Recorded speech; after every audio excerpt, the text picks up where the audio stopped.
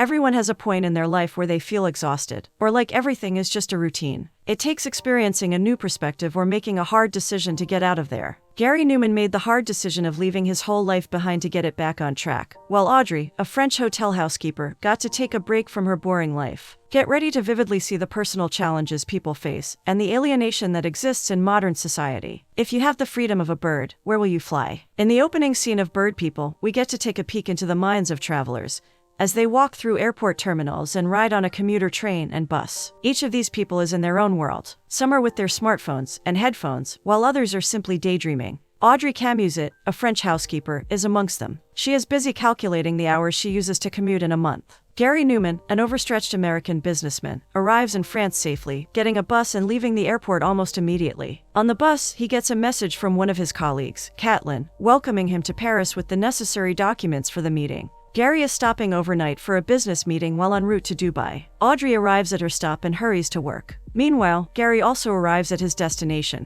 which is the Hilton Hotel, and his bags are taken by a valet. Audrey enters the hotel through the back, heading straight for the changing room where the women gossip about Aminata, who got a warning notice for sloppy presentation. Although the woman would like to think it's because of her body odor. Madame Beccar, their boss, tries to negotiate for a new employee on the phone, as the new girl is no good. After the call, she asks Audrey if she can come to work as a replacement on Sunday, promising her vacation any day of the week, including Monday. But Audrey apologizes, claiming she has an exam on Monday and needs to revise. Madame Beccar understands. But when Audrey gets back, Layla, her friend, teases her about the exam. She laughs and claims she is not their slave. Gary arrives at his hotel room, keeping aside his suit and setting up his laptop, getting ready for work. At the same time, Audrey prepares her cleaning agents. She happily heads to the rooms, sighing when she sees how scattered the first one is, but still works. As she clears up the place, she sees Gary leaving. In the cab, Gary settles down with his laptop, trying to work, but the cabman, who recognizes that he is an American, keeps making small talk. Going through his emails, Gary sees one from his son Ben, telling him to watch a hilarious video. He watches it, but it's just stupid.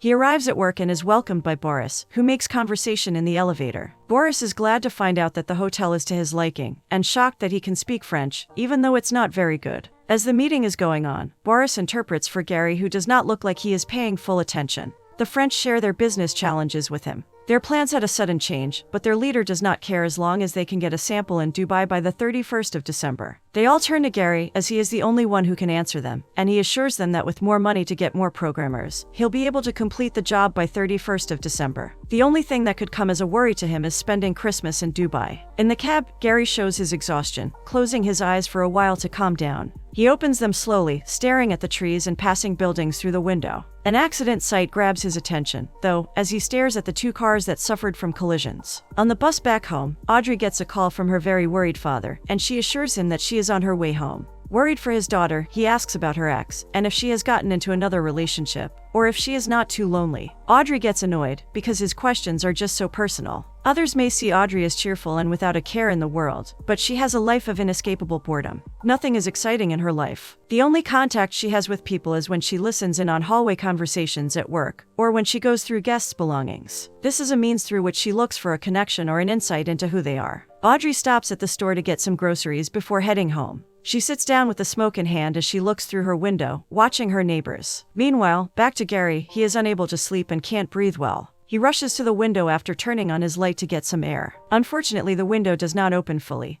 but it still helps. He takes out a cigarette and smokes to calm himself, but it does not work, so he turns to his and washes his face. He plays some games on his laptop while drinking and smoking to waste some time, and finally heads to bed again. Gary feels choked in the darkness and the small space, and can't breathe well. Wanting to get some fresh air, he runs out. The receptionist sees him immediately, following to make sure all is well. He offers him a cigarette, and assures him that he is right there if he needs anything like medication, and Gary is grateful. Gary admits that he feels like he is having anxiety, which is strange for him, but he feels better now, and the receptionist leaves him alone. He heads to his room, then heads out to get more drinks. A background voice explains that, at that moment, Gary made a decision, and as he thought more about it, he became more sure that it was the only solution. The next morning, Gary wakes up before his wake-up call at 5:30 in the morning, but purposely misses his flight at 8. He makes a call to extend his stay and puts up a Do Not Disturb card on his door. Meanwhile, Audrey starts her work for the day. Gary wakes up at 4 from a nightmare. After breakfast, he realizes that his flight for Dubai is about to land. In Dubai, the man waiting for Gary at the airport does not find him and calls his company in America to confirm. Gary feels like he threw out a hook and is waiting for the bite as he misses his flights. He gets a call from Caitlin, his colleague, asking where he is, and he lies that he is near the airport. He does not want to talk about it with her and would rather talk to Alan.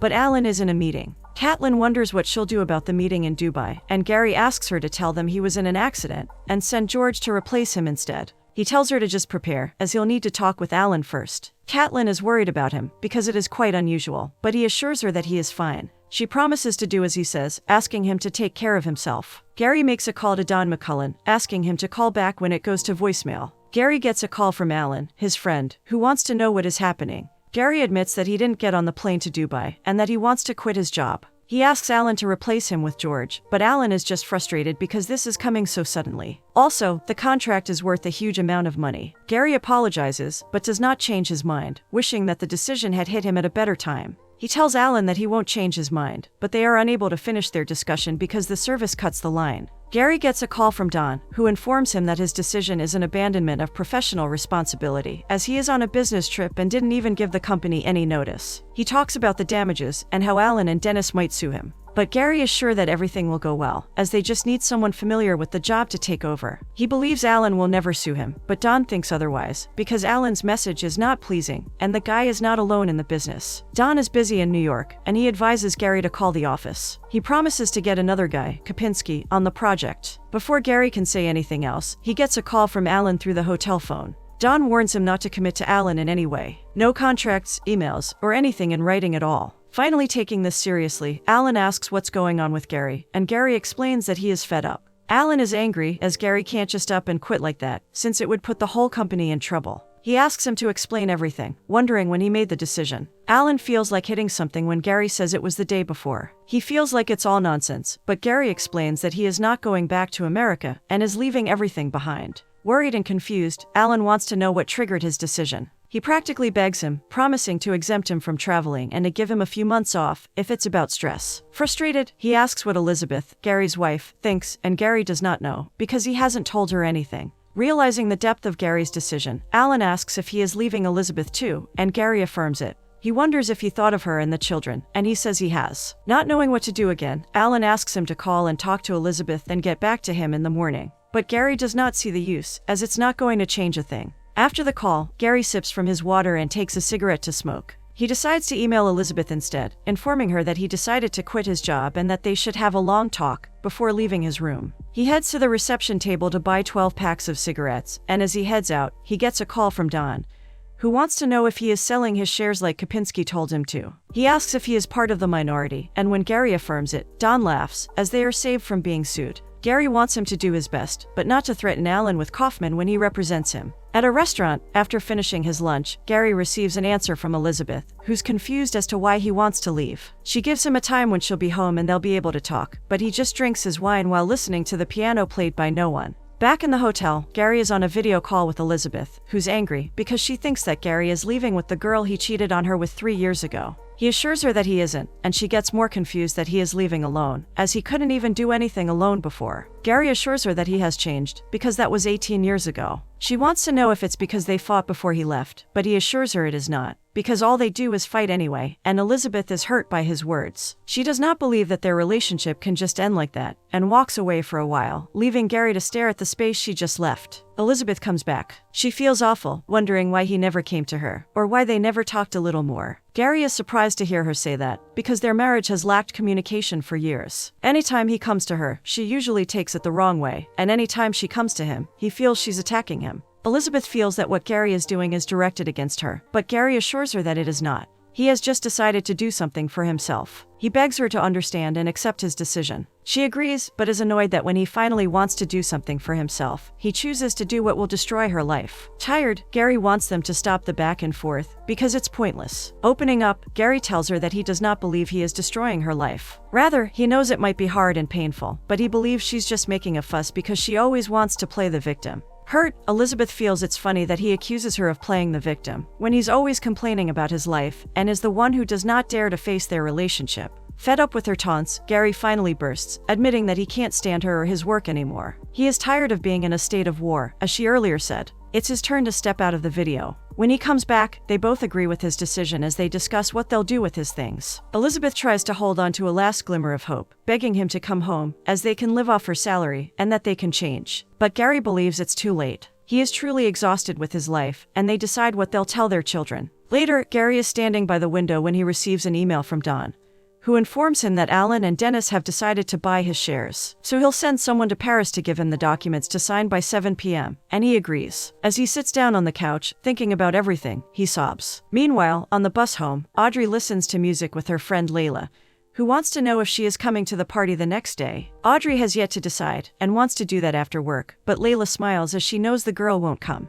The next day, Audrey curses, as she has 16 rooms to clean, but gets on with it anyway. As she works, she eavesdrops on a woman who's talking to her lover, laughing at their conversation. Mademoiselle Lamond, her boss at work, comes in, helping her to hold the door with a block of wood. She asks her if she can do an extra hour, as someone just called in sick. She is grateful to Audrey, who agrees to help her, even though she does not want to. The next room she is to clean is Gary's room, and though it says he is leaving, she sees him sleeping when she arrives. She goes to the next room and quickly calls the desk, informing them of the issue. They apologize that it was a mistake on their part, and instruct her to clean the room still, because the guest will be going out in an hour anyway. When she is done, she checks again to see if everything's okay. With the extra room being the last one, Audrey smokes upon reaching it. She is tired of cleaning other people's mess for the day. She starts cleaning the room, but the lights go out. Confused, she tries to find out who's there. She follows her instinct straight to the rooftop, hooking the doors she passes on her way. At the rooftop, as she reaches the edge, her range of vision reduces, and all of a sudden, she can fly. She is confused, wondering about what just happened, when she looks down and sees a bird's feet instead of hers. How come? What is happening? She flies to the door she hooked earlier, looking through the glass, and sees that she is a bird, just as she suspected, and she wonders what she'll do now. Still, as a bird, she flies down the building from the rooftop. Her flying is unsteady, and she falls to the ground. She rests on the cover of the dustbin when she sees Layla and Simon, the polished hotel clerk, talking. She is excited as she listens in on how Simon does not have a place to stay, and has to stay with his friend. This comes to her as a shock, because she had always thought he had his life together. He can't even tell his girlfriend, because they just got into a relationship and it does not make sense. Simon gets a call and has to go. He notices the sparrow staring at them and wonders if it knows him. But as Layla wants to see it, it's gone. With the two gone, Audrey comes out from beside the dustbin where she hid, and still in the sparrow's body, practices how to fly. She realizes that she is free to explore and be free of her boring, routine life. She can go places unhindered, and live a life that is impossible for the human Audrey. Audrey soon gets the hang of flying, though not perfectly yet. She decides to explore to the fullest. She flies to a window, watching as two men are playing a game while a girl is laughing behind them. Seeing a plane, she flies up to the sky and lands on the rooftop. She flies down again to another room, where an Asian man is studying. She keeps flying, passing through different rooms of the hotel and seeing what the people are doing. She reaches a room, sees the window, enters inside, and looks at the map on the guest's bed. She leaves the room, looking down from the window. She then continues to fly around, enjoying herself as she flies. She reaches the airport, where she flies around, looking at what people are doing. She sees Gary, who's talking with his sister Sue, and starts following him. Gary is talking to his sister about his situation, and how everyone is running around. She is worried for him, but he assures her that he is happy, even though everything's weird, but he is not depressed. He is intrigued when he sees the bird on the escalator. Audrey continues her journey, flying back to the hotel. She is ready to change back, but even though she tries to, she doesn't. Hungry, she tries to look for what to eat, as she feels like she is about to faint, but unfortunately does not find anything. She then goes back into the hotel the way she came, looking for Gary's room, because she kept his unfinished breakfast there. Luckily for her, she sees it there, but as she starts eating, a cat sees her, pursuing her. She flies for her life, entering a room, but ends up locked inside. She panics while she tries to find a way to leave. She calms herself down after a while, resting on the bed and wondering where the guest went. Seeing the remote on the bed, she pecks the button, and the guest enters almost immediately. As he wonders how the TV is on, she uses the opportunity to escape. Audrey flies to the room she was cleaning, leaving through the window. She goes back to the Japanese artist's room. She stays by his window, staring at his empty plate as she chirps. The man notices that the bird is hungry, and he gets Pringles, scattering them on his plate for her. She comes in by the little opening, and as she is eating from the plate, the man does a rough painting of her. After she finishes eating, he gives her a signal to fly, and does a rough painting of her flying form. He shows her the paintings when he is done, and Audrey flies away satisfied. Outside, at the window of a sleeping guest, Audrey is no longer enjoying her new form, and she wonders what she is doing. She flies to the dustbin, where she stays for a while, and watches as Simon leaves work for the day. She follows his car, singing along the way. She watches as he stops at a clearing, as he sets up his car to sleep in for the night. She flies into the woods, eating something she finds on the floor, but comes across an owl that pursues her till she finds a safe place in Simon's car. She flies around the airport and city once again, watching the calm night. The next morning, Audrey is seated on a tree. She watches as the other birds go around the grasses, searching for what to eat. She follows them, but does not eat anything. The birds go for their flight around the place in groups, and Audrey follows them. Meanwhile, the Japanese artist watches the bird through his camera on the rooftop. He hears the sound of birds close, sounding urgent. He turns and sees Audrey lying unconscious on the floor. He tries to wake her up, but she does not hear him. Not having another choice, and seeing the door to the roof open, he carries her bridal style into the hotel. As he is carrying her, Audrey wakes up. She is happy to see him, and a little surprised that he can see her. The man is confused, and Audrey looks at her hand, seeing that she is human again. Audrey is very sleepy, and he takes her to his room, allowing her to sleep, giving her his breakfast, and opening the window for her. Audrey wakes up after a while. She checks if she is human once again, and after confirming it, she heads to the bathroom to wash her face. As the man is sleeping, she goes towards the window, feeling nostalgic, as she sees the plate filled with Pringles and the painting from the day before. She leaves the man's room. She stares into space as she waits for the elevator to open, and when it does, she heads inside, but mistakenly hits someone. She turns and sees it's the man who was sleeping in his room when she was cleaning, Gary. The elevator closes, and as Gary looks down, he laughs at her, since she lost her shoes like Cinderella. Audrey is confused for a moment, because it's called Cinderlin in French. The elevator opens at the first stop, and no one is there. Audrey says no one in French, making Gary confused, as the word person sounds like person. Audrey clarifies it for him, and he understands, but finds it weird. Audrey also agrees with him. They are amazed at the verbal paradox of the words. It's a case of one word which has different meanings, she says. They arrive at the designated floor, the ground floor, and as they step out of the elevator, Gary asks for the opposite of the opposite in French, and Audrey gives him 3 words. Meanwhile, people keep staring at Audrey with her missing shoe. Since they are on the ground floor, Audrey bids him goodbye and wishes him a safe journey on his trip. Gary also wishes her good luck. They head their separate ways, and as Audrey is opening the door to the staff room, she realizes that she does not know his name. She calls for him, and he walks back immediately. She asks for his name, and he introduces himself as Gary Newman, while she introduces herself as Audrey Camusit. They are happy to meet each other, and they shake hands. Each of them leaves renewed after taking a flight from their different burdened worlds. Having gone through a similar transformation and dramatic shift in perspective, their eyes open to new opportunities that they never knew were possible.